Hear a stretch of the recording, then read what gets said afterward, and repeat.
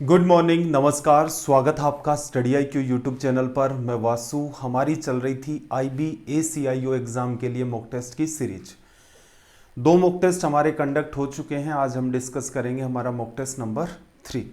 Important बात यह है कि इसके अंदर जो कलेक्शन हमने रखा है क्वेश्चंस का, वो SSC CGL का लेवल मेंटेन करके रखा है।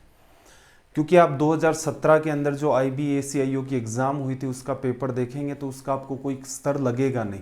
जैसे क्वेश्चंस रेलवे में पूछे जाते हैं उसी स्तर के सवाल उन्होंने भी पूछे थे।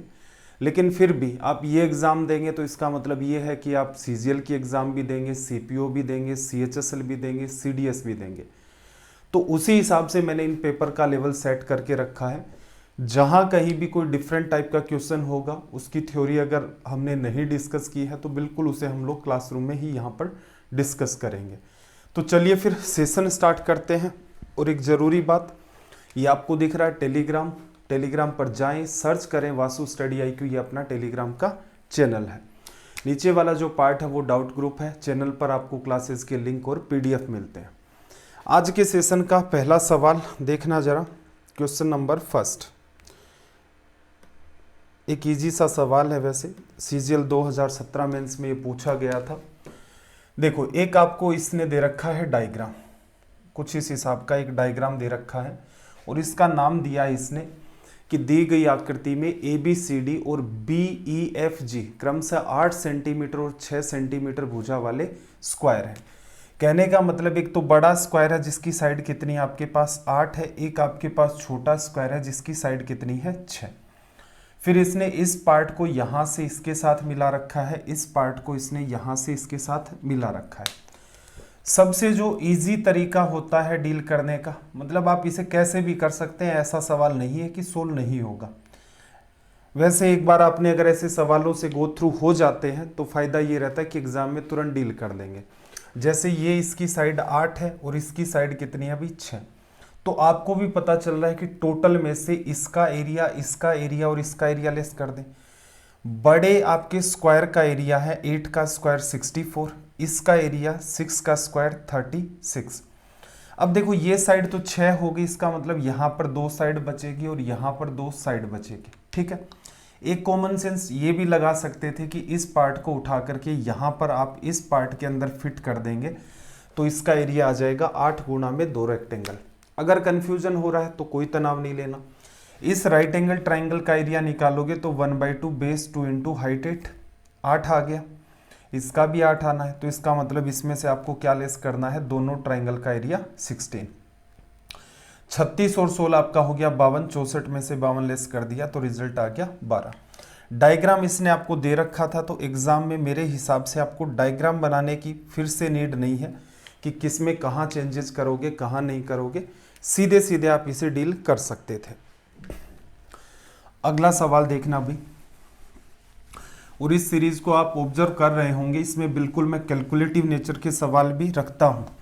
हालांकि देखो, बैंकिंग के जो बच्चे अगर इस सीरीज को देखते हैं तो उस बैंकिंग में एडवांस मैथ तो नहीं आता, मेंसुरेशन का कुछ पार्ट आता है, लेकिन अर्थमेटिक आता है और उसमें भी कई सारे सवाल कैलकुलेटिव नेचर के होते हैं। तो यहाँ कई सारी अप्रोच आपको सीखने को मिलेंगी।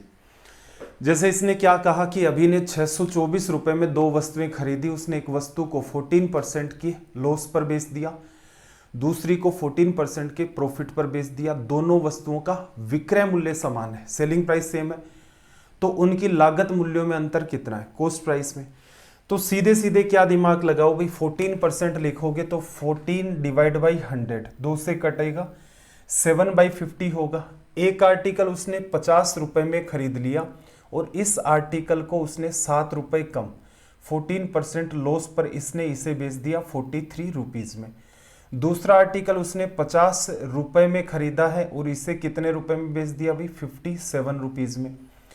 एग्जामिनर हमसे ये कहता है कि दोनों की जो सेलिंग प्राइस है, दोनों आर्टिकल की जो हमारी सेलिंग प्राइस है वो क्या होनी चाहिए, इक्वल होनी चाहिए। बट हमारी सेलिंग प्राइस तो एक में 43 है, एक में 57 है।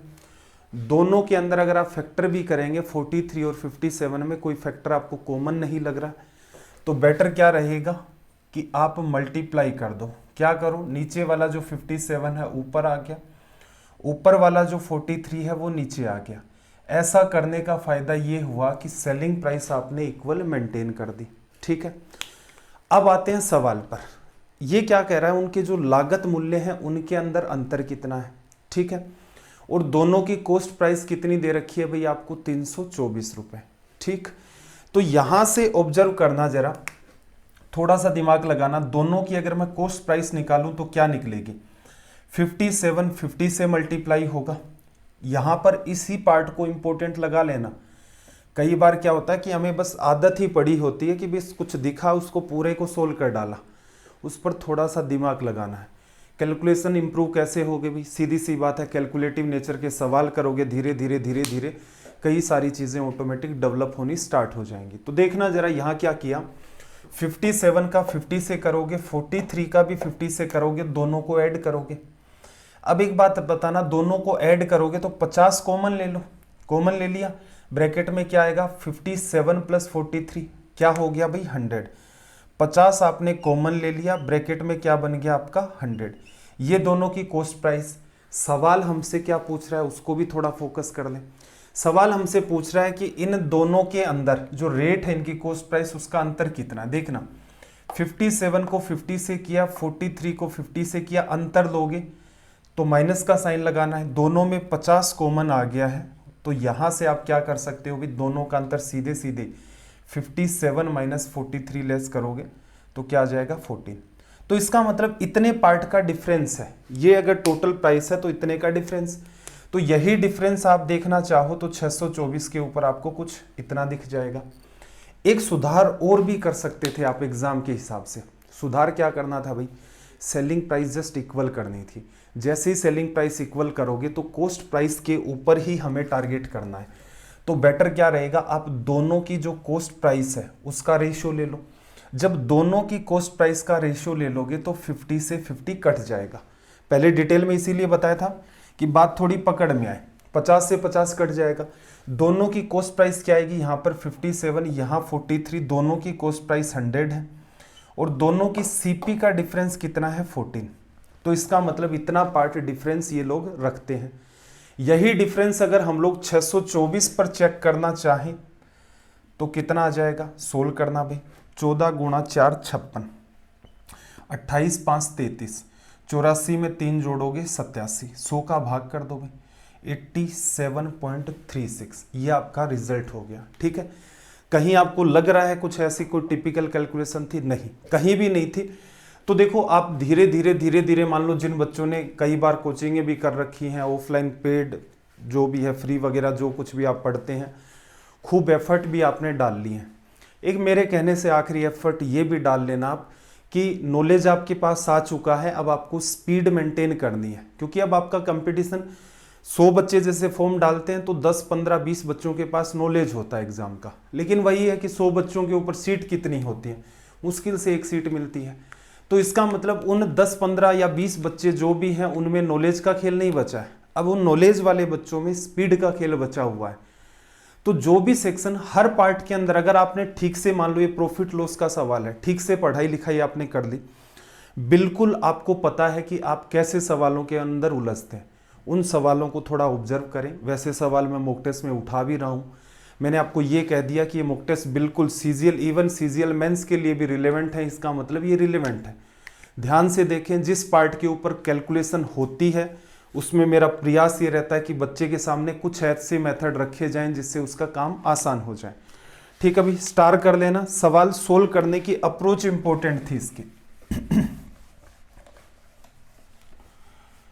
अगला सवाल देखो भाई, क्या कहा इसने, ट्रायंगल PQR के शीर्ष एक वृत्त पर स्थित है जिसका केंद्र O है। ट्रायंगल ABC के वर्टिसेस कहाँ है, O पर।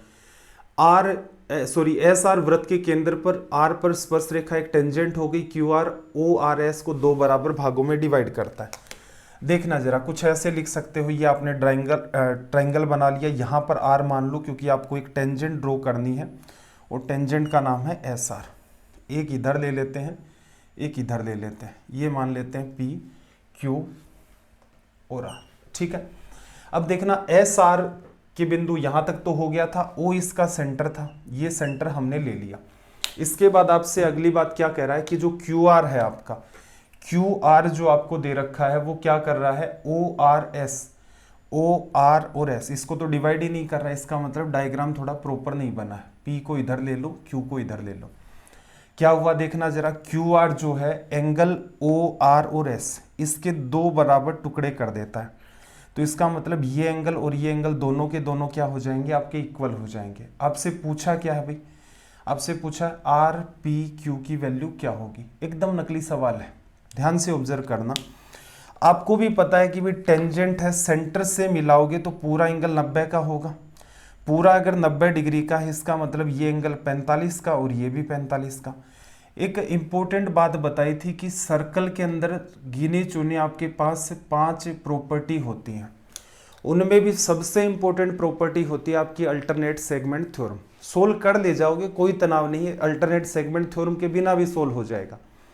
लेकिन जिसको ये AST का पता होता है उसकी स्पीड इतनी फास्ट हो जाती है कि वो तुरंत हिट कर जाता है।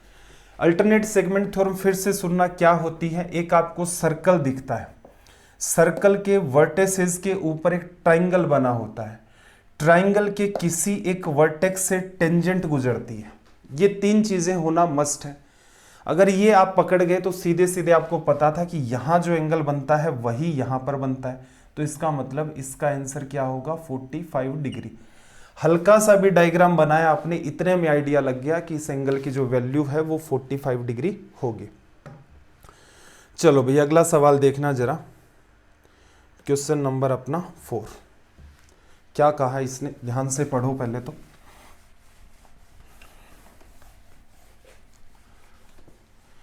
देखो पर्टिकुलर आपको पैटर्न दे रखा है और पूछा है इसकी वैल्यू क्या होगी। एक तो तरीका है कि हम वैल्यू पुट कर लें, लेकिन थोड़ा सिंप्लीफाई कर लेंगे तो मामला आसान होगा। वैल्यू पुट तो कर लेंगे, कोई तनाव नहीं है, लेकिन जैसे 30 डिग्री रखोगे फिर साइन 150 को सोल्व करना है, साइन 90 डिग्री को सोल्व करना है, इस टाइप का सा आपका सिनेरियो क्रिएट होगा। बेटर क्या रहेगा, थोड़ा सा सोल्व कर लें, ठीक है। साइन 180 माइनस थीटा हमारे पास क्या आ गया भाई, sine theta. Sine 90 minus theta हमारे पास आ गया कोस थीटा, माइनस का साइन है। यहाँ पर कोट माइनस थीटा आपके पास क्या आ गया, टेन थीटा। नीचे 1 प्लस टेन स्क्वायर थीटा है जिसे हम लोग लिखेंगे सेक स्क्वायर थीटा, और सेक स्क्वायर को ऊपर लिखा जा सकता है कोस स्क्वायर थीटा। देखो इससे जब आप साइन अपॉन कोस लिखेंगे तो नीचे वाला पार्ट एक कोस को खत्म कर देगा, यहाँ बचा है sine, sine into cos, sine into cos, result क्या आ गया 0, ठीक है। तो ये इजी वे में वैसे ही सोल्व हो गया। हालांकि जा सकते थे आप वैल्यू पुट से भी, कोई तनाव नहीं है, लेकिन फिर भी 3 ऑप्शन है, जैसे 0 या 90 पुट करते तो तनाव होता कि भाई जो ऑप्शन सेकंड और थर्ड है उनमें एक बार इनफाइनाइट क्रिएट हो रहा है तो समस्या होती। तो बेटर क्या रहेगा, जब सवाल आपको बहुत ज़्यादा लंबा लगता है तो कुछ पार्ट उसका प्रयास करें कि सीधे सीधे आप सोल्व कर ले जाए, और उसके बाद आप चाहें तो उसके अंदर वैल्यू पुट कर सकते हैं। अगले सवाल की लैंग्वेज को रीड करो भाई। क्या कहा, एक व्यापारी अपने माल को लागत मूल्य से 40% ऊपर अंकित करता है, अंकित मूल्य पर 70% सामान बेचता है, शेष माल अंकित मूल्य पर 40% छूट देकर बेच देता है, उसका लाभ प्रतिशत कितना होगा। देखो थोड़ा सा इमेजिन करना, मान लेते हैं आदमी के पास 10 वस्तुएं हैं, क्योंकि नंबर ऑफ आर्टिकल्स का भी तो डिवीजन है कि 70% उसने बेचा, तो इस वजह से हमने 10 ही मान लिया, क्योंकि 10 का 70% करोगे 7 हो जाएगा। रेट भी क्या मान ले, 10 रुपए मान लेते हैं एक आर्टिकल की, तो इसका मतलब टोटल उसकी जो सीपी है वो कितनी निकल के आ जाएगी भाई 100 रुपए।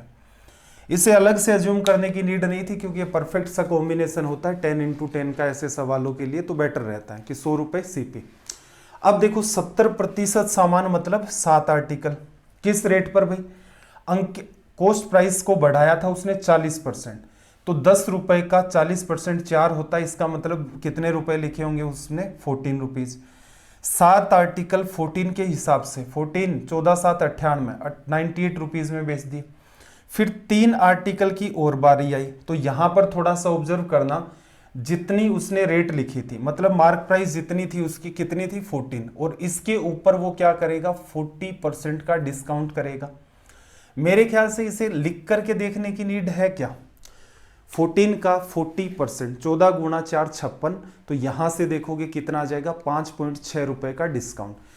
5.6 रुपए का डिस्काउंट दे देगा। कीमत कितनी है भाई आपके पास 14, 5 चला गया, 9 बचा, 9 में से भी 0.6 चला गया, 8.4 बचा।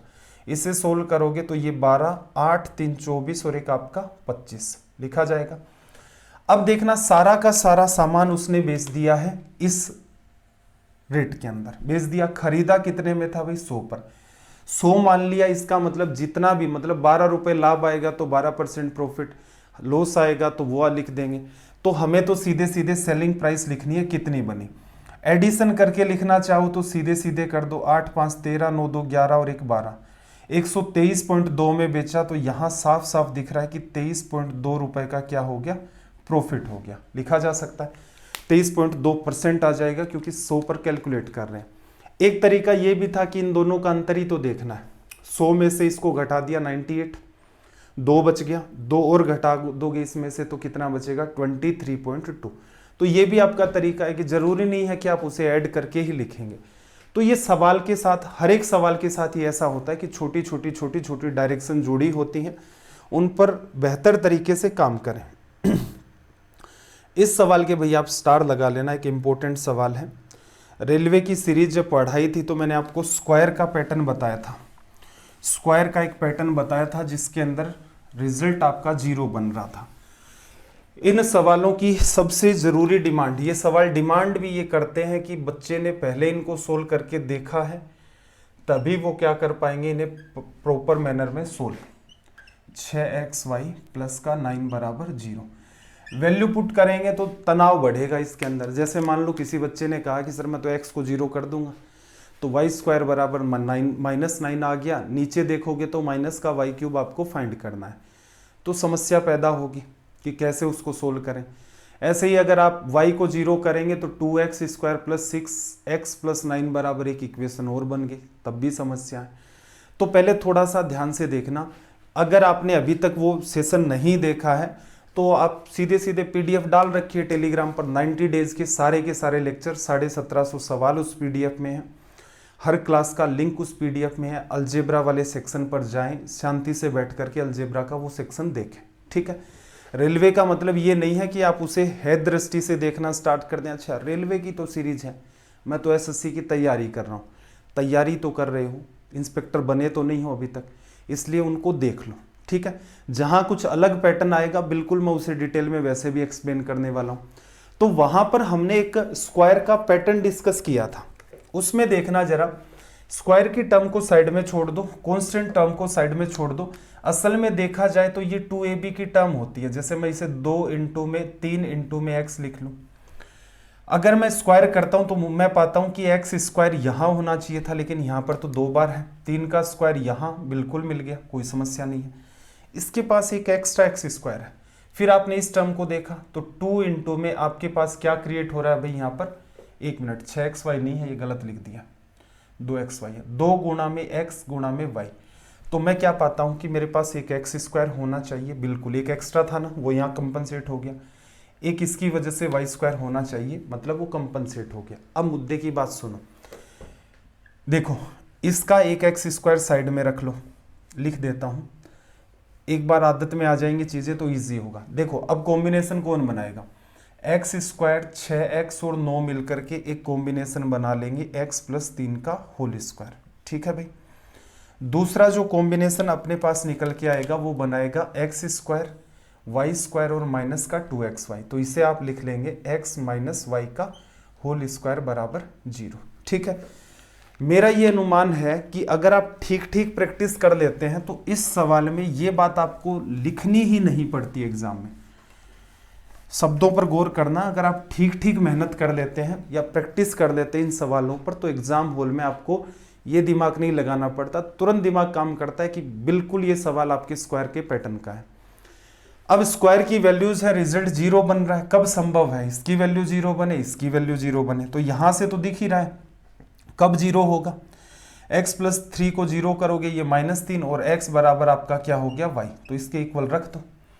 पूछा क्या था अभी सवाल के अंदर, 4x³ और x बराबर y आपका वैसे ही मेंटेन करना है। तो देखना 4x³ में से x³ आप लेस करोगे 3x³ बचेगा। 3x³ बचा, और अगले पार्ट में अगर आप देखोगे तो प्लस का साइन है, x² इंटू में ये आपका पार्ट क्या क्रिएट हो गया यहाँ पर, x⁴ लिखा जा सकता है। अब जरा यहाँ पर वैल्यू रखना, x की जगह -3 रखोगे तो देखो ये ये तो 3 है और ये -3 का क्यूब, माइनस बाहर आ जाएगा तो माइनस बाहर हो गया और क्या बचा 3⁴, और यहाँ -3 रख भी दोगे तो भी पावर इवन है तो 3⁴। तो इस वजह से ये पूरा का पूरा मामला कैंसिल आउट होकर के रिजल्ट क्या क्रिएट कर देगा, 0। आई होप आपको बात समझ आ गई होगी। चलिए भाई नेक्स्ट सेशन पार्ट पर चलते हैं। देखना क्या कहा, यदि cos² थीटा अपॉन में cot² theta minus cos² theta equals to 3 है, थीटा की वैल्यू 0 से 90। देखो अगर सीधे वैल्यू रखने का प्रयास करोगे तो कैलकुलेशन बढ़ेगी। आप क्या करो, जो cot² theta minus cos² theta उसे उधर गुणा करो 3 के साथ।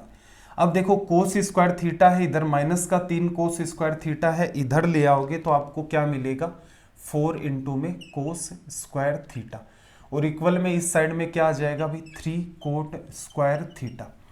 अब ये वाली जो बात आपकी होगी क्या लिखी जाएगी, cos² अपॉन sin²। cos² को इसका ऊपर का पार्ट खत्म कर देगा, नीचे क्या बचेगा, sin²। ये पार्ट इधर ले जाओगे तो sin² 3/4, sin थीटा √3/2। तो साफ साफ पता चल रहा है कि थीटा की वैल्यू क्या जस्टिफाई करेगी, 60 डिग्री। चित्रकारी मत करो भाई, अवॉइड करो उसे, धीरे धीरे 1 महीने 2 महीने 3 महीने, मतलब प्रीलिम्स तक भी आप मेरे हिसाब से जो अनवांटेड लिखना है वो छोड़ सकते हैं। क्या एग्जाम में पूरा का पूरा इंप्लीमेंट कर पाएंगे, नहीं कर पाएंगे। एग्जाम हॉल के अंदर जब आप एग्जाम देने जाएंगे तो जितना आप सीखते हैं कि ऐसे कर लेंगे वैसे कर लेंगे, उसका 50-60% 70% तक आप इम्प्रूव कर पाते हैं। रीज़न क्या होता है, ये चीज़ें बहुत लंबी प्रैक्टिस मांगती हैं कि आप हमेशा ही इस पैटर्न से प्रैक्टिस करते हैं। जब भी मॉक टेस्ट लगाते हैं, सेल्फ प्रैक्टिस करते हैं, आपका उद्देश्य प्राइम फोकस यही होना चाहिए कि नॉलेज इतना सा है 3-4 महीने में गेन किया जा सकता है, चाहे कोई भी एग्जाम हो।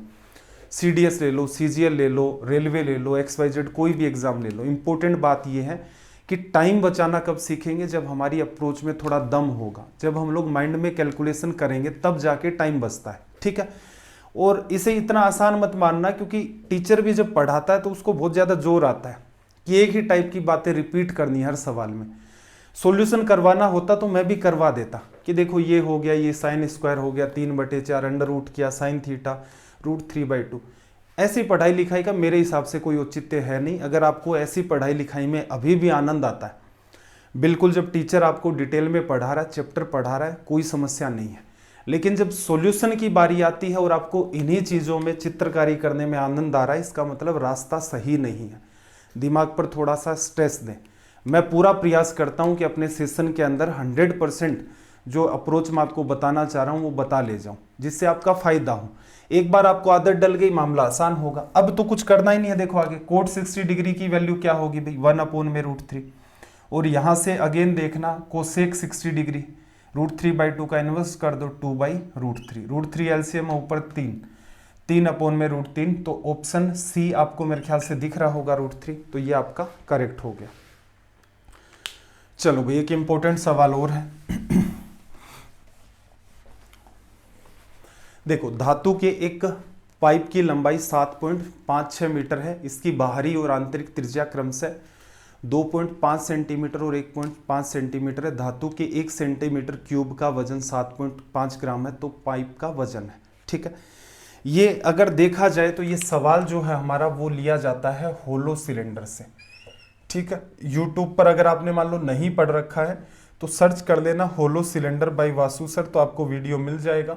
जितनी डिटेल में थ्योरी हो सकती है वो एक्सप्लेन कर रखी है, तो उसका आपको वैसे भी तनाव नहीं लेना है, ठीक है। ये होलो सिलेंडर होता है। असल में देखा जाए तो जीवन के अंदर अगर आप देखते हो जितने भी पाइप वगैरह होते हैं वो सारे के सारे ही होलो सिलेंडर होते हैं, ठीक है, क्योंकि उनके अंदर का स्पेस खाली होता है और उस मेटल की कोई थिकनेस होती है। इसका वॉल्यूम कैसे निकालते हैं, थोड़ा सा बात को समझ लेते हैं। अंदर की रेडियस स्मॉल r मान लेते हैं और बाहर की रेडियस हम लोग कैपिटल R मान लेते हैं। हाइट इसकी h। अब देखो पूरे के पूरे जो बड़ा पार्ट आपको दिख रहा है इसका वॉल्यूम आपने ले लिया 4/3 पाई रेडियस का, सॉरी 4/3 पाई क्यों कर रहे हैं भाई, सिलेंडर है तो base area pi R square into में एच। फिर बड़े वाले का निकाल लिया, अब अंदर वाले का और निकाल लो, पाई आर स्क्वायर इंटू में एच। बड़े वाले में से अंदर जो खाली है उसका लेस कर दिया, तो जो मेटल है उसकी थिकनेस आ गई, उसका वॉल्यूम, तो इसका अंतर ले लिया। अब इसमें क्या करते हैं, पाई एच आपने बाहर ले लिया, ब्रैकेट में क्या आ गया, R square minus R square, pi into में एच, एक बात आ गई आर माइनस आर इंटू में आर प्लस आर लिखा जा सकता है। अब मैं सारा का सारा मिटा देता हूं, ठीक है। ये काम है एग्जाम से पहले का कि फॉर्मूलों को समझे भी कि असल में क्या है। ऐसा नहीं है कि रट्टू तोते की तरह सीधे सीधे कि वॉल्यूम आया तो सर हमने पढ़ा था pi S D R plus R, ठीक है। ऐसे रट्टू तोते आपने आसपास देखे होंगे, pi S D R plus R, ठीक है, pi S D R plus R, इस टाइप की रटाफिकेशन चलती है। थोड़ा कॉमन सेंस लगाएं, असल में क्या है, उस मेटल की थिकनेस, बड़ी रेडियस में से छोटी रेडियस को लिखा, डी थिकनेस हो गई, हाइट एच आनी थी, आर प्लस आर यहाँ से आया। तो इनका फॉर्मेशन भी सीखें, क्योंकि कुछ बच्चों का ऐसा भी एटीट्यूड होता है कि सर हम क्यों, ये प्रूफ कौन पूछता है एग्जाम में, कोई नहीं पूछता भाई प्रूफ, तो प्रूफ कोई नहीं पूछता एग्जाम में, प्रूफ आपका दिमाग पूछता है। उसे बताना पड़ता है कि देखो भाई ऐसे है, इसे याद कर लोगे तो बाकी चीज़ें फॉर्मूला आपको रटना भी नहीं पड़ेगा। अदरवाइज दिमाग पर बार बार प्रेशर पड़ेगा कि यार वो आर माइनस आर था या आर प्लस आर था, क्या करें क्या करें क्या करें, भूल गए इतने में। तो अगर आपने फॉर्मेशन सीख रखा है तो मेरे हिसाब से ये फॉर्मूले ऐसे हैं कि आप इनको जीवन भर नहीं भूलेंगे, और कोई पूछता उसको डिटेल में एक्सप्लेन भी कर देंगे। ये काम आपका एग्जाम से पहले का। अब शुरुआत करते हैं। पाई को काम में लेना है 22/7, तो 22/7, ठीक है भाई। हाइट कितनी दे रखी है इसने, हाइट देखना, पाइप की लंबाई, ये इसकी पाइप की हाइट होगी 7.56, इंटू में थिकनेस क्या होगा, दोनों रेडियस का डिफरेंस, 2.5 और 1.5 का अंतर 1 हो गया, और दोनों को ऐड करोगे तो 2.5 1.5 आपका 4 हो जाएगा। ये तो पूरे का वॉल्यूम आ गया। वॉल्यूम किस में आया भाई, सेंटीमीटर क्यूब में। इसका मतलब एक बात और भी कही उसने कि 1 सेंटीमीटर क्यूब वॉल्यूम का वेट दे रखा है 7.5 ग्राम। अगर मेरे पास 10 सेंटीमीटर क्यूब वॉल्यूम है तो उसका वेट क्या होगा, तो आप क्या कहेंगे, 10 को मल्टीप्लाई कर दो 7.5 से। तो इसका मतलब अगर मेरे पास इतना सेंटीमीटर क्यूब वॉल्यूम है तो क्या करूं, तो क्या फर्क पड़ गया भाई, 7.5 से गुणा कर दो। किस में निकल के आएगा, ग्राम में निकल के आएगा। इतने ग्राम इसका वजन है। हमें किस में चाहिए भाई, हमें चाहिए केजी में। 1 किलो में 1000 ग्राम होते हैं, तो जैसे ही आप इसमें 1000 का डिवीजन करेंगे तो ये मामला केजी में कन्वर्ट हो गया। इतनी छोटी सी बात थी। होलो सिलेंडर कैसे बनता है, क्या बनता है, उसकी सारी चीजें आप इजी वे में लिख सकते हैं, बशर्ते आपको पता है। किसी बच्चे को लग रहा है कि सर मैंने तो कभी पढ़ा ही नहीं है, तो मैंने आपको तरीका बता दिया। होलो सिलेंडर नाम से सर्च करोगे यूट्यूब पर, आगे वासु सर डाल देना, वीडियो आ जाएगा। चलो सोल्व करते हैं। 7 से काटा 1.0, जा नहीं रहा भाग 8 आ गया। अब देखना इस पार्ट को अगर आप सोल्व करेंगे, 75 गुणा में 2 गुणा में 2, सीधे तो करोगे नहीं, 75 को 2 से किया 150, मतलब 2 से करोगे 15 गुणा में 2, यहाँ पर कितना आ जाएगा भाई अपना 30 आ गया, ठीक है। ये पार्ट आपने इससे काट दिया। आगे जब सोल्व करें तो थोड़ी सी कैलकुलेशन बढ़ रही है, अब थोड़ा दिमाग लगाना। ये आपके दिमाग की अवेयरनेस है कि भाई 3 पार्ट को आपस में मल्टीप्लाई करना है। अगर आप कट भी कर दोगे तो कैलकुलेशन खुद के लिए बढ़ा लोगे। ध्यान रखना ऑप्शंस आपके पॉइंट में है, नीचे बड़ी मुश्किल से ये जो 100 के मल्टीपल या 10 के मल्टीपल क्रिएट होते हैं, इनको पढ़ा रहने दिया करो अगर सवाल का आंसर पॉइंट्स में है। रीजन, आप अपनी सहूलियत के लिए 2 से इसको काट लोगे, इसको भी मान लो 2 से काट लोगे, फिर क्या होगा, कोई फायदा नहीं होगा, ठीक है। लास्ट में वही है, डिवीजन करना पड़ेगा, 25 का टाइम किल होगा, मल्टीप्लाई करना है। अब देखो आपकी रीडिंग होनी चाहिए इस टाइप की कि भाई मैं 11 से गुणा कर देता हूं, इसको मैंने मान लिया 11 गुणा 2 और 2 गुणा 3 6, 6 को इससे करोगे 8, 6 आपका 48 और ये 6 आ गया। 11 से मल्टीप्लाई करना सिखाया आपको, पॉइंट एक बार जाने दो साइड में। 11 से करोगे तो 8, 8 और 4 आपका 12, 6 4 10 और 1 11, 6 और 1 आपका 7, पॉइंट लग गया यहाँ पर। और इसमें भी आपको क्या करना है, 100 का डिवीजन करना है। 1 मिनट, हमने कोई ना कोई तो गड़बड़ की है भाई कटिंग में। 7.5 उधर से अपना 30 बन गया था, उसमें कोई समस्या नहीं थी। 7.56 7.5 ग्राम था उसका, 1000 में कर लिया तो रिजल्ट तो देखो अपना कितना आ गया। जैसे ही हम लोग यहाँ पर 100 का डिवीजन करेंगे मामला बिगड़ जाएगा।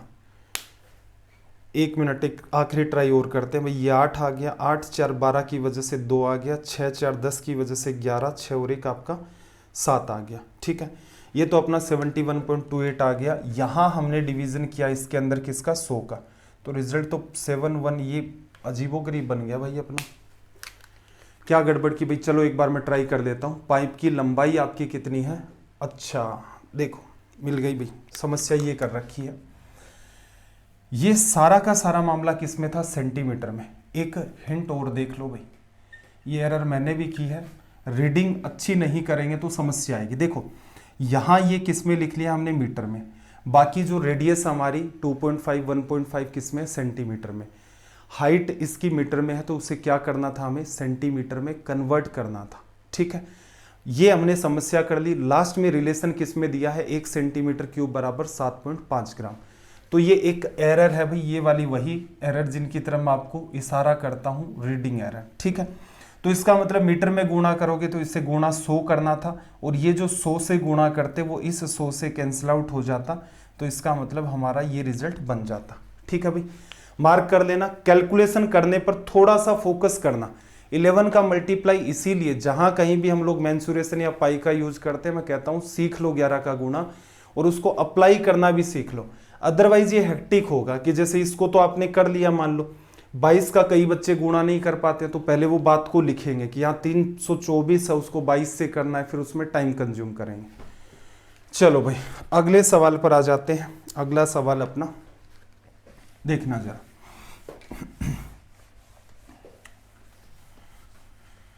क्या कहा, x प्लस वाई आपके पास 12 है, x इंटू वाई आपके पास 27 है। ठीक है, कोई ऐसा कॉम्बिनेशन बन रहा है अपने पास तो उससे ट्राई करते हैं, सबसे बेहतर तो वही होता है। 9 प्लस 3 12 और 9 गुणा 3 27, ये जस्टिफाई हो रहा है। x बड़ा रखना था, x को 9 मान लो, y को 3 मान लो, तो ये आपने काम कर लिया, तो सवाल इजी हो गया। हमेशा की तरह हम ऐसी एक ट्राई करके देखते हैं। यहाँ बात बन गई, 9 का क्यूब कितना हो गया भाई, 729, माइनस 3 का क्यूब आपका कितना हो गया, 27, लेस करोगे तो आपको साफ साफ दिख रहा है कि ऑप्शन डी बन रहा है, 702 आपका रिजल्ट हो गया। ठीक है भाई, अनवांटेड फॉर्मूला नहीं लगाना, हर बार काम तो करते हम लोग, लेकिन फिर भी देखो इस सवाल के स्टार लगा लेना। रीजन, बीवी कॉन्सेप्ट से करोगे इजी रहेगा, बीवी से नहीं करोगे, टोटल करके करोगे उलझ जाएगा मामला। पेशेंस के साथ बात सुनना। एवरेज चैप्टर मैंने आपको इतना डिटेल में पढ़ाया, मेरे ख्याल से यूट्यूब पर किसी ने नहीं पढ़ाया होगा।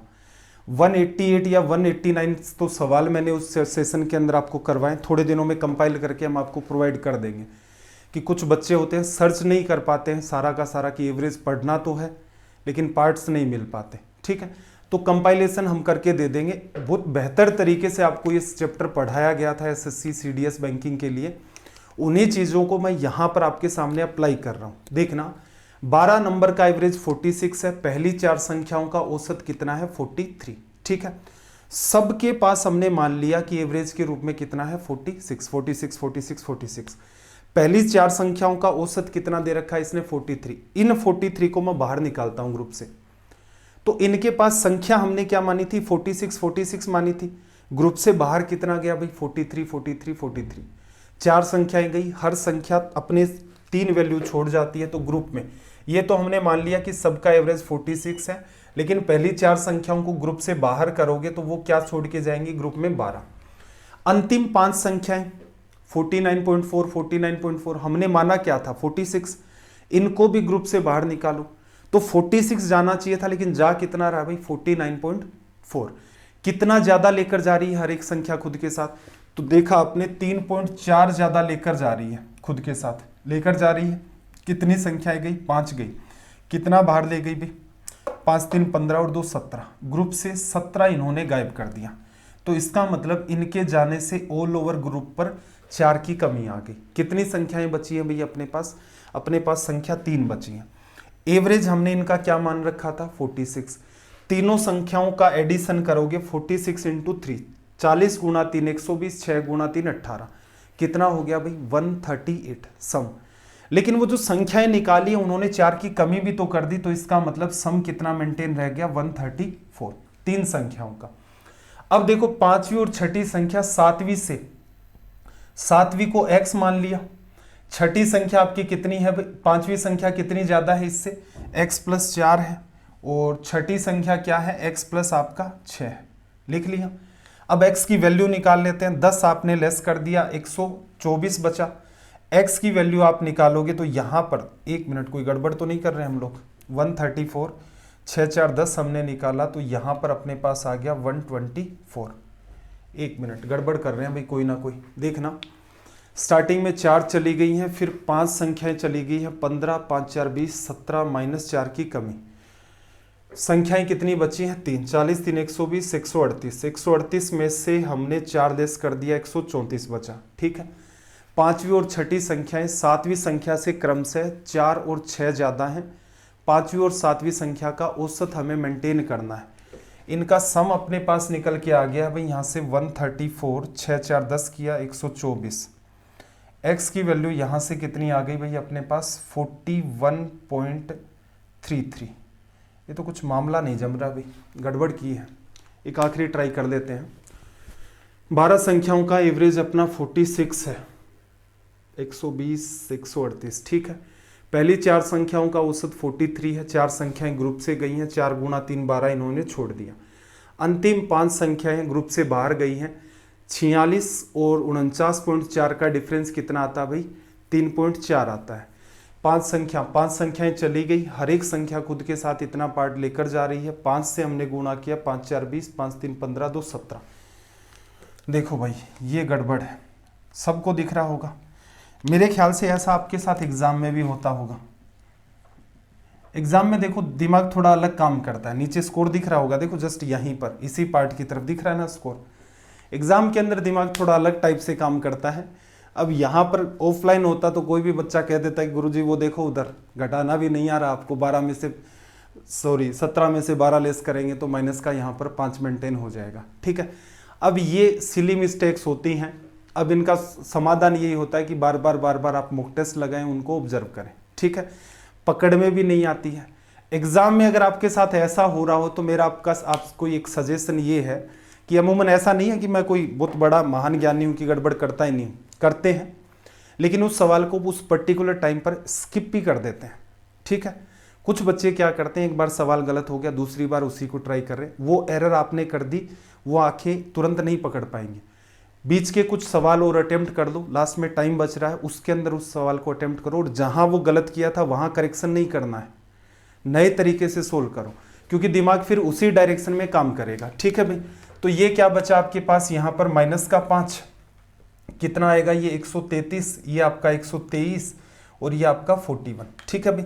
इसकी वैल्यू कितनी आ गई भाई 41, पांचवी संख्या की, सातवीं संख्या की, और पांचवी की कितनी आ गई, इससे 4 ज्यादा।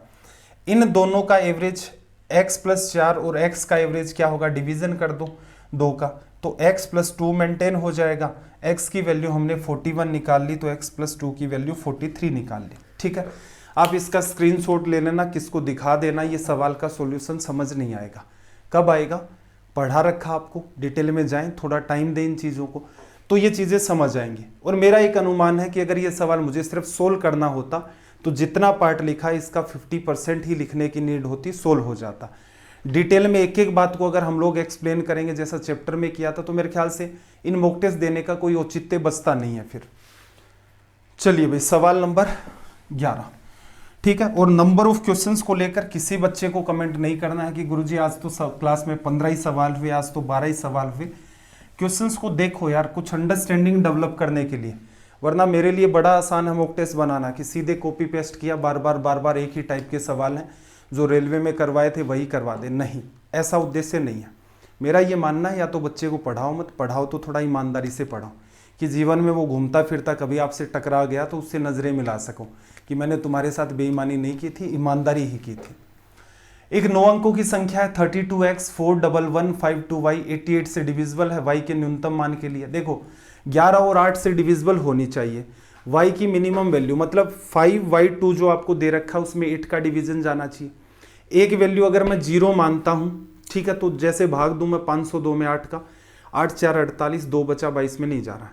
y की वैल्यू अगर मैं 1 मानता हूं तो देखना जरा, y की वैल्यू अगर आप 1 मानते हो 512, 8 के मल्टीपल में ही आता है 512, डिवीजन कर लो। 8 6 48, 3 बचा 32 में जा रहा है। तो इसका मतलब आपने क्या देखा, y की वैल्यू आपकी यहाँ से 1 हो गई। ठीक, नंबर क्या आपके पास 32x4111512, क्या कर दें, जोड़ दो, 5 2 7 1 8 8 3 11 प्लस x हो गया। ये देखना 1 1 2 2 और 4 6 2 8, तो ये क्या बचेगा भाई 3 प्लस x, किसका मल्टीपल होना चाहिए 11 का। ठीक है, तो इसका मतलब यहाँ पर क्या वैल्यू रखोगे आप, यहाँ से 1 मिनट, इसने वैल्यूज उस वे में नहीं दे रखी हैं, तो यहीं से दिमाग लगाओ फिर भाई। जैसे अगर हम लोग 20 रख ले यहाँ पर वैल्यू, एक मिनट, अच्छा सॉरी सही कह रहा है ये, यहाँ पर वैल्यू 8 रख ली, पूछा क्या आपसे 4x माइनस वाई, x की वैल्यू आपके पास क्या निकल के आई है 8, 8 गुणा में 4 32, 32 में से 1 चला गया, तो रिजल्ट कितना आ गया आपका 31। इजी सवाल था, लास्ट पार्ट मैंने नहीं देखा था कि 4x माइनस वाई आपसे पूछ रहा है। नेक्स्ट क्वेश्चन देखना भाई, साइन थीटा बराबर 4 कोस थीटा। ठीक है, एक बात दिख रही है कि आपको साइन अपॉन कोस लिख दोगे तो 4 अपॉन 1 आ जाएगा। टेन थीटा बना, ये परपेंडिकुलर ये बेस, हाइपोटेनस क्या आएगा भाई, इसका स्क्वायर प्लस इसका स्क्वायर 16 और 1 17 अंडर रूट 17। जब आप sine theta into cos theta लिखेंगे तो एक क्या आएगा परपेंडिकुलर अपॉन हाइपोटेनस, एक के बेस अपॉन हाइपोटेनस, हाइपोटेनस का स्क्वायर आ जाएगा, इनकी वजह से निकालोगे 4 और 1 की वजह से 17। ये लो आपका आंसर। ये आपको डेवलप करना है, धीरे धीरे पेशेंस बनाए, कोई जन्मजात नहीं होता, ये इस टाइप की चीज़ें होती हैं, जैसे मैथ्स हो गया और कुछ हो गया, पर्टिकुलर सब्जेक्ट हो गए, इन पर प्रैक्टिस करके कमांड की जाती है।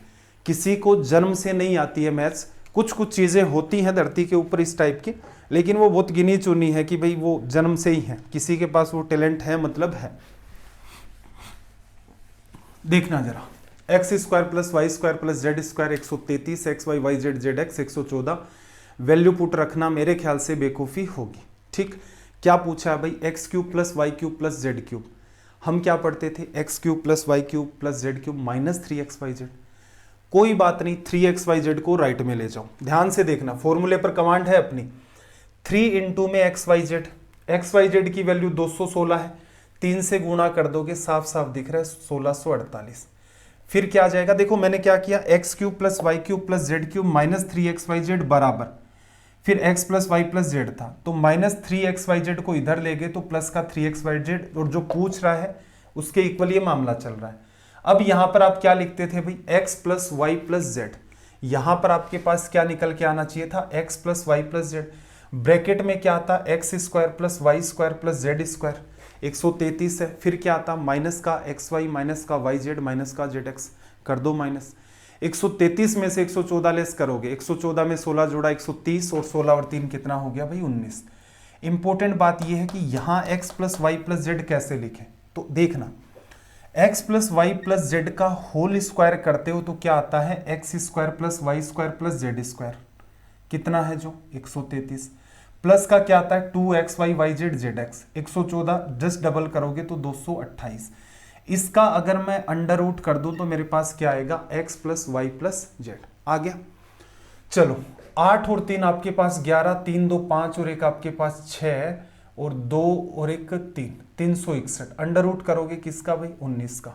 ठीक है, लिखा जा सकता है, 19 का स्क्वायर इसमें ऐड करना था, कहने का मतलब इसमें 361 ऐड कर दो, 8 9 10, 6 4 10, 6 4 10, रिजल्ट आ गया। क्या करना है, गिने चुने 5-6 फॉर्मूले हैं, उन फॉर्मूलों के ऊपर आपकी अच्छी खासी क्या होनी चाहिए, कमांड होनी चाहिए। अच्छी कमांड होगी तो इतना सा लिख लोगे, अदरवाइज एग्जाम हॉल में अमूमन मेरा ऑब्जर्वेशन है कि बच्चे फॉर्मूले लिखते हैं कि ये नए टाइप का दे दिया है, ऐसा तो मैंने पढ़ ही नहीं रखा था। हल्के में ना ले किसी भी चीज़ को, कोई भी पार्ट आपको पता चल जाता है कि यहाँ से टाइम बच सकता है और आप नहीं बचाते हैं प्रैक्टिस करके, इसका मतलब आपसे बेवकूफ़ कोई भी नहीं है। क्योंकि अगर 4 किताबें पढ़ने से आपके जीवन के आने वाले सारे ही साल मान लो एक तरीके से वो सुधर जाते हैं, तो मेरे ख्याल से आपको उन 4 किताबों पर टूट पड़ना चाहिए।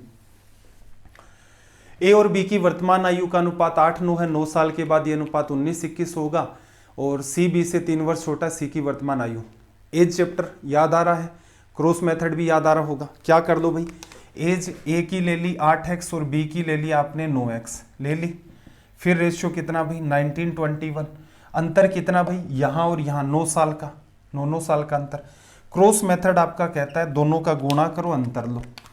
21 गुणा में 8, 8 और 168 हो गया। 19 गुणा में 9 कितना होता है, 171 होता है। अंतर दोनों का लोगे तो कितना आया, 3x। अब देखना 21 गुणा 9 होगा, 19 गुणा 9 होगा, अंतर दोगे 9 कॉमन, 21 में से 9 चला गया 2, 9 गुणा में 2 18, x की वैल्यू 6 आ गई। क्या कह रहा है भाई, सी और बी का रिलेशन है, तो बी की एज जो है वो कितनी आ गई, 9 गुणा में 6 54। कहा सी जो है वो बी से 3 साल छोटा है, 3 कम कर दो, सी की एज कितनी आ गई, 51 ईयर्स। तो ये क्रॉस मेथड अगर आप फॉलो करेंगे तो मेरे ख्याल से बड़ा ही शानदार तरीके से आपका यहां पर टाइम बच जाएगा। लैंग्वेज को रीड करना भाई। क्या कहा, एक वृत्त में केंद्र O है, उसमें ACBO एक समांतर चतुर्भुज है, ठीक है, ये दे रखा है। C जो है लघु चाप AB पर बन रहा है। समांतर चतुर्भुज बनाना है तो क्या करो, जैसे एक लाइन इधर ड्रॉ कर दो, एक इधर ड्रॉ कर दो, एक इधर ड्रॉ कर दो, और ये मामला पैरेलल का आपका हो गया, ठीक है। असल में देखा जाए तो ये आपका रोम्बस क्रिएट होता है। अब देखना AB और बन क्या रहा है, सीक्वेंस ACBO, ACB और O। डायग्राम में लग रहा है ना कि AB को मिलाया तो ये तो आपका माइनर आर्क हो गया लघुचाप, और ये आपका मेजर आर्क हो गया दीर्घचाप। डायग्राम जस्टिफाई हो जाता है, कोई तनाव नहीं आता। आपसे वैल्यू क्या पूछ रहा है, AOB की वैल्यू, AOB की वैल्यू। इससे खत्म और क्या सवाल होगा, दोनों आपकी ये साइड्स आपकी पैरेलल है, ये वाली साइड्स आपकी यहाँ से पैरेलल है, ठीक है। इसको इससे मिला दोगे तो ये आपकी रेडियस हो गई, रेडियस हो गई, ये भुजा और ये भुजा बराबर है। देखो रोम्बस कैसे बनता है, ये रेडियस, ये आपकी रेडियस, ये जैसी है पैरेललोग्राम में ये सामने वैसी ही होगी, तो इसका मतलब ये भी रेडियस, ये रेडियस है तो इसका मतलब इसकी लेंथ भी रेडियस के इक्वल, ये बनता है रोम्बस। इसको मिलाओगे तो इसका मतलब यहां पर देखना तीनों की तीनों साइड इक्वल, 60 60 60, ऐसे तीनों साइड इक्वल 60 60 60, AOB कितना आ जाएगा भाई, 120 डिग्री, ठीक है। भविष्य में ध्यान रखना इस बात को, ये जो पैरेललोग्राम आप क्रिएट करते हो इस टाइप के सवालों में, वो एक्चुअल में आपका रोम्बस बन जाता है। देखना 10,000 रुपए की राशि पर 14% प्रति वर्ष की दर से 2 साल 2/5/7 2 से 5/7 वर्षों में चक्रवर्ती ब्याज कितना होगा जब ब्याज वार्षिक रूप से संयोजित होता है। 1 रुपए के निकटतम आपको निकालना है। देखो ट्री में एक तो हमने अवॉइड किया था ट्री मेथड को, कि जब एक ही पैटर्न है और परफेक्ट ईयर होते हैं, जैसे 2 साल के लिए 2-1 का पैटर्न था, 3 साल के लिए 3-1 का था, 4 साल के लिए 4-6-4-1 का था, ठीक है, 5 साल का भी देखा था, भूल गए होंगे अब तक। ये पैटर्न आपको कवर करवाए थे। फिर मैंने क्या कहा था कि ऐसे सवाल जब आप डील करें और टाइम जो 2 साल के बाद कुछ डिफरेंट दे रखा है तो ट्री बना ले, लेकिन ट्री को पूरी चित्रकारी से नहीं बनाना है। सीधे सीधे क्या करोगे भाई, ट्री बनाओगे, 14% आपको ब्याज मिलेगा पहले साल का, तो कितना हो गया भाई आपका 1400 रुपये ब्याज। दूसरे साल भी 1400 ब्याज मिलेगा, इसका भी 14%, परसेंटेज इन 2 जीरो खत्म कर देगा, 14 का स्क्वायर कितना आ जाएगा 196, ठीक है। अब काम की बात आती है कि देखो रेट ऑफ इंटरेस्ट अगर पूरा साल होता तो कितनी काम करती, 14%, लेकिन अभी तो आपको 5/7 ईयर्स के लिए ही निकालनी है, तो रेट इफेक्टिव आपकी कितनी काम करेगी 10%। 1000 का 10%, सॉरी 10,000 का 10%, 1000, इन दोनों का 10%, 140 कितना हो गया भाई 280। इसका 10% निकालोगे तो 19.6 को मैं लिख देता हूं 20। देखना जरा एडिशन देखो, 20 जोड़ दिया 300, 1000, 2000, 3000, 3000 ये 2800 हो गया, 3800 हो गया, 3800 में 3 जोड़ा 4100, 4296 रुपए आपका रिजल्ट आ गया, ठीक है। ये आपका रिजल्ट, कैलकुलेशन गड़बड़ नहीं किया ना, 2800 में 10 जोड़ा 3800, 3800 में 3 जोड़ा 4100, 4296। ये काम आपको करना होता है। अगर आप बहुत बेहतर तरीके से इसको डील कर सकते हैं तो मेरे ख्याल से और भी स्मूथ आपका काम हो सकता है। प्रैक्टिस करनी पड़ेगी, लेकिन क्या करोगे, पहले साल का ब्याज आपको पता था कितना मिलना है 1400, दूसरे साल का ब्याज 1400, फिर इस 1400 का 14% लिखोगे तो कितना हो जाएगा 196। इन तीनों पर ब्याज मिलना ही था, कितना था 10%, 1000 तो सीधे सीधे मिल जाता, फिर इन तीनों का 10% और मिलता, इन तीनों का 140 280 लिख देते, इसका अराउंड 20 आ जाता। तो कुछ बच्चे ऐसे भी तो जोड़ते हैं, जोड़ सकते हो भाई, क्या समस्या है। आपको बस एक बार कमांड ही तो डेवलप करनी है कि 3 साल के ऊपर आपकी एकदम शानदार कमांड होनी चाहिए। कोई रात को ये भी कह देना कि पहले साल का ब्याज यहां लिखो, ठीक है, 1400 हो गया, फिर कहे दूसरे साल का इधर लिखना है, एक 1400 इधर रखोगे, दूसरे वाला इधर 196 लिखोगे। तीसरे साल का कोई कह दे कि एक वैल्यू यहाँ, एक यहाँ, एक यहाँ, एक यहाँ, ऐसे लिखनी है। क्या फर्क पड़ेगा भाई, 1000 यहाँ आ गया, इसकी वजह से 140, इसकी वजह से 140, इसकी वजह से 20। हर डायरेक्शन में काम करके देख लो, संभव है ऐसा। इसका फायदा आपको दिख रहा होगा कि एडिशन, फाइनली एडिशन भी देखो आसान है ये, इसमें कोई जोड़ नहीं आ रहा। 2800, 3800, 341, 4200, 4600, लेकिन फिर भी हम लोग अपने कन्वीनियंस के लिए क्या लिख लेते हैं, एक फ्लो में लिख लेते हैं ताकि ऐड करना आसान हो। कई बच्चे क्या करते हैं, पहले इधर चित्रकारी करते हैं, फिर सारे मामले को फिर से अरेंज करते हैं। आप खुद अपने पास टाइमर लगा करके इस बात को ऑब्जर्व करना, क्या आप इस काम में 15, 20 या 25 सेकंड किल नहीं कर देते। ट्री से मामला उठाया दूसरी तरफ, तो ये पैटर्न आप अपने दिमाग में सेट रखो। ये फर्स्ट ईयर का है, सेकेंड ईयर का ये है, थर्ड ईयर का जितना भी पार्ट है उसके लिए ये है। और दूसरा जो मेथड था उसमें तो 3A, 3B और C का पैटर्न फॉलो ही होता था, ये सबसे ईजी था। लेकिन ये काम कब करता था, जब आप बात करते हो 3 साल की पूरी। चलिए भाई अगले सवाल की तरफ मूव करते हैं, देखना जरा नेक्स्ट क्वेश्चन में इसने आपसे क्या कहा। जब किसी वस्तु के मूल्य में 20% की कमी हुई तो उसकी बिक्री X% की वृद्धि होगी, राजस्व में 60% की वृद्धि। क्या करो, रेवेन्यू किससे बनता है भाई, नंबर ऑफ आर्टिकल इनटू में एक आर्टिकल की कितनी कीमत है, इसी से आपका जो टोटल रेवेन्यू है रुपए में वो क्रिएट होता है। तो देखो मूल्य क्या कर दिया इसने, 20% कम, पहले 5 था, फिर क्या कर दिया 4, 1/5 से डील कर दिया। पहले ए आर्टिकल बिकते थे, बाद में क्या मान लिया आपने, बी आर्टिकल। पहले रेवेन्यू 5 है, बाद में 4B। और ये क्या करा, राजस्व में 60% की वृद्धि होगी, 60% 3/5 होता है। पहले रेवेन्यू आपका 5 था, तो बाद में कितना हो गया, 8 हो गया। सोल्व कर दें इसको भी, देखना 5 से 5 कट गया, इसको इससे काटोगे तो 1, 2। पहले एक आर्टिकल बिकता था, अब 2 आर्टिकल बिकते हैं, कितने का इंक्रीज हुआ भाई, 1 पर 1 का इंक्रीज हो रहा है, रिजल्ट कितना आ गया 100%। ठीक है, कोई तनाव नहीं लेना था, सीधे सीधे रेशियो बन रहा था, डील कर लेते, काम दौड़ जाता। अगला सवाल देखना भाई, देखो ए, बी और सी की दक्षता, इफिशियंसी का रेशियो 538 है। क्या सीखा है, सवाल में इफिशियंसी दे दी, इसका मतलब सवाल नकली हो गया। लैंग्वेज वो चाहे कितनी भी कॉम्प्लेक्स बना ले। वे एक साथ कार्य को मिलकर 30 दिन में करते हैं, ए और बी ने 20 दिन तक काम किया, बाकी काम को सी अकेले। इससे नकली क्या होगा, देखो 30 दिन के अंदर वो काम कर सकते हैं, तो टोटल वर्क 30 इंटू में 5 3 8 और 8 16, ये हो गया। ए और बी ने क्या किया, 20 दिन तक काम किया, इफिशियंसी 8 है। रिमेनिंग ये आपका वर्क हो गया, किससे करवाना है, सी से। 8 का कर दो भाई इसमें डिवीजन, दोनों तरफ ध्यान रखना डिवीजन के। 30 गुणा 2 60 में से 20 चला गया, रिजल्ट कितना आ गया 40। इफिशियंसी उसने दे दी, इसका मतलब आपका सवाल उसने सोल्व करके दे दिया है। ठीक है, इसका यही मतलब होता है सवालों में। इफिशियंसी बनाने की इक्वेशन आसानी से दे रखी है इजी वे में, इसका मतलब उसने आपका 70-80% काम करके दे दिया है। तो इसी वजह से टाइम एंड वर्क के ये जो सवाल होते हैं वो बड़े इजी हो जाते हैं। टाइम एंड वर्क में थोड़ा सा कॉम्प्लेक्स पैटर्न आप मान सकते हो इक्वेशन का, और उस पर भी अगर आप ठीक प्रैक्टिस करें कि पास्ट ईयर में पूछे गए जो 15-20 सवाल हैं, एक साथ उनको कंपाइल करो, उनकी प्रैक्टिस कर दो 2 बार 3 बार, खुद आदत पड़ जाएगी कि भाई ये कॉम्प्लेक्स पार्ट था जो टाइम कंज्यूम करता है, इसमें अब टाइम बच रहा है। ट्राइंगल एबीसी की भुजाएं 6, 7 और 8 हैं। सबसे बड़े कोण का समद्विभाजक सामने वाली भुजा को, देखो क्या करें, एंगल बाइसेक्टर दिया, सबसे बड़ा एंगल तो सबसे बड़ी साइड के सामने होगा, इसको 6 ले लिया और एक 7 ले लिया। सबसे बड़े एंगल का एंगल बाइसेक्टर, इसका एंगल बाइसेक्टर ये मान लिया, एंगल के 2 टुकड़े कर दिए।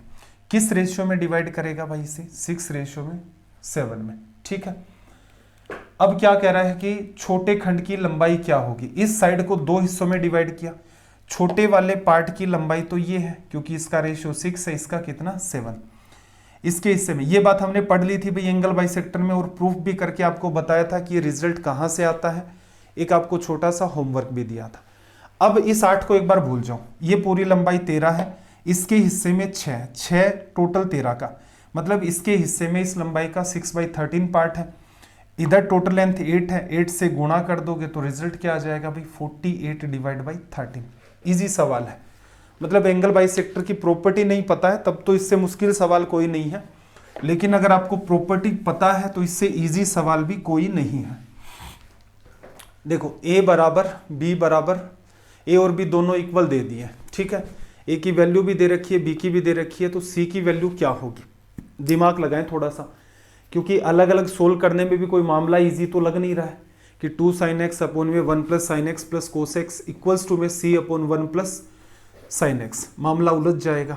तो क्या करें फिर भाई, यहाँ से यहाँ क्या करो, एक बार वैल्यू 0 कर दो। जैसे आप क्या करो, थीटा की वैल्यू आपने कर दी 0 डिग्री, तो a की वैल्यू कितनी आई भाई, sin 0 0 हो गया।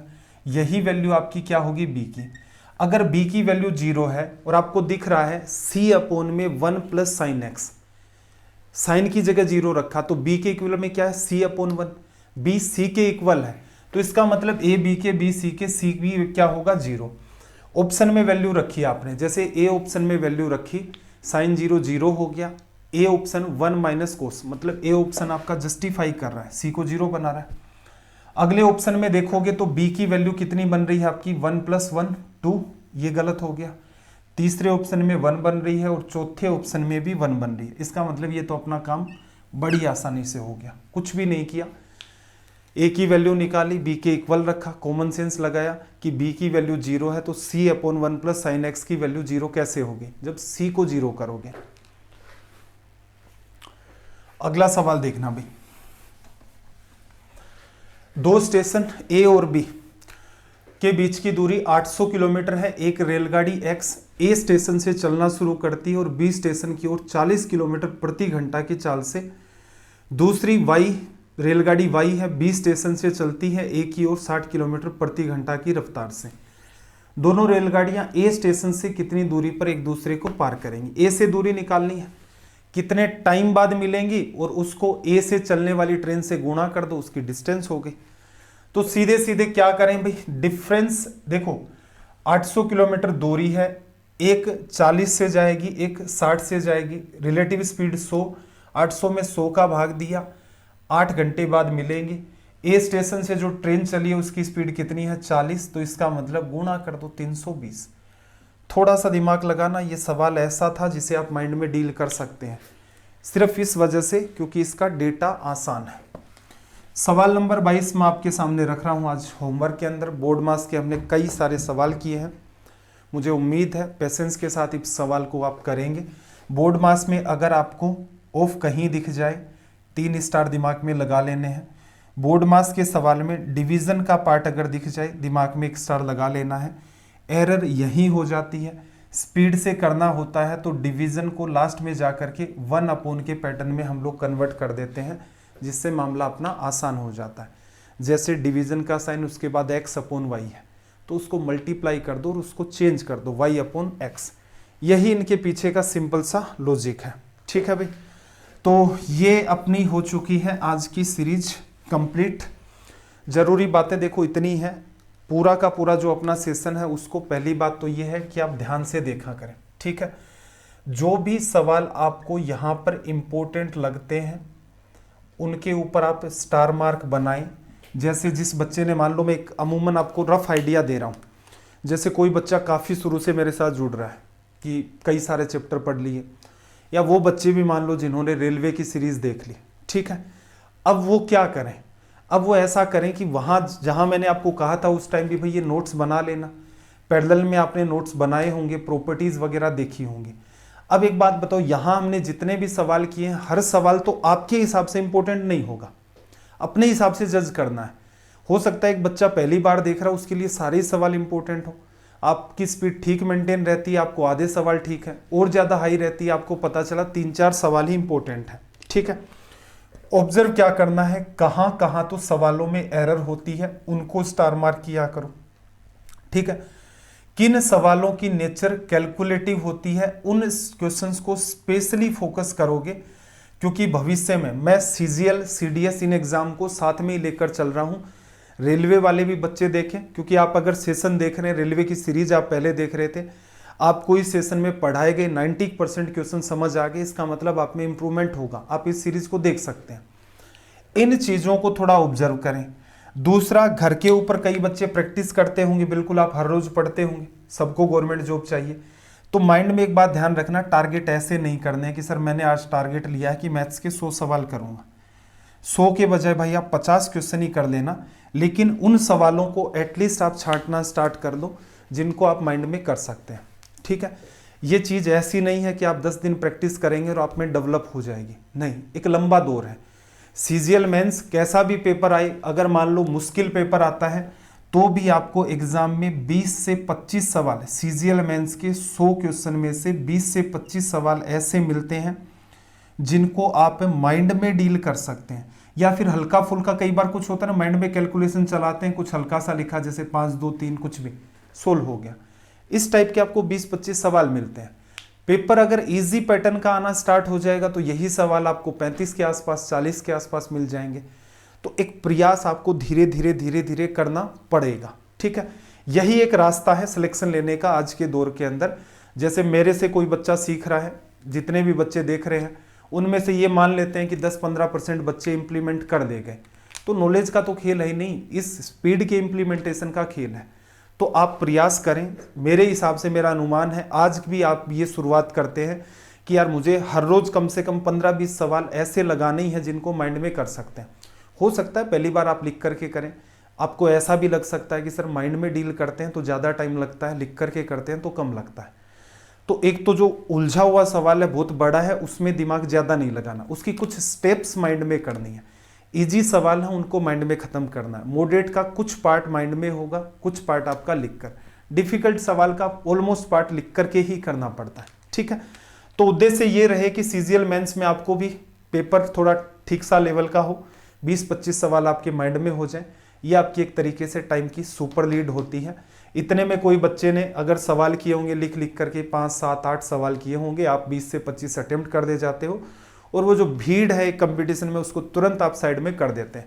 मेरे हिसाब से ये अप्रोच होती है। बाकी आप समझदार हैं, मॉक टेस्ट वगैरह दें, चीज़ें कैसी लगती हैं इम्प्लीमेंट करते जाएं। ठीक है भाई, आपको सेशन कैसे लगते हैं, एक गुजारिश आपसे, कम ही करता हूं वैसे तो, कमेंट करके बता दिया करो क्योंकि जितने आप व्यू डिक्रीज करते जा रहे हो तो इससे क्या होता है कि धीरे धीरे हम भी सोचते हैं कि यार इतने कंटिन्यूस एफर्ट से इतना जेन्युइन कंटेंट आपको दिया जा रहा है, तो फिर लास्ट में थक हार के टीचर को पता है क्या करना पड़ता है, वही नकली सवाल उठाने पड़ते हैं और बच्चों को फिर टीचर इंप्रेस करने में लग जाता है। ठीक है, मैं नहीं चाहता कि मुझे कुछ ऐसा काम करना पड़े कि सिर्फ व्यूज के पर्पज से ही आपको एक टाइम के बाद ये लगने लग जाए गुरुजी आप तो व्यूज के चक्कर में पढ़ाने लग गए। ठीक है, तो आपसे छोटी सी एक रिक्वेस्ट है कि आप सेशन अगर कंप्लीट देखते ही हैं तो एटलीस्ट कमेंट जरूर करके जाया करें। ये ना सोचे कि मैं 6 महीने बाद गुरुजी से मिलने जाऊंगा, 1 साल बाद जॉब लग जाएगी मेरी तब मिलने जाऊंगा, तब कहूंगा गुरुजी। नहीं, आज का काम आज करो, बाद का काम बाद में करेंगे। ठीक है भाई, सेशन कैसे लगते हैं आप अपने सजेशन रख सकते हैं। चलिए फिर मिलते हैं, आपका दिन रात सब मंगलमय हो। जय हिंद, जय भारत।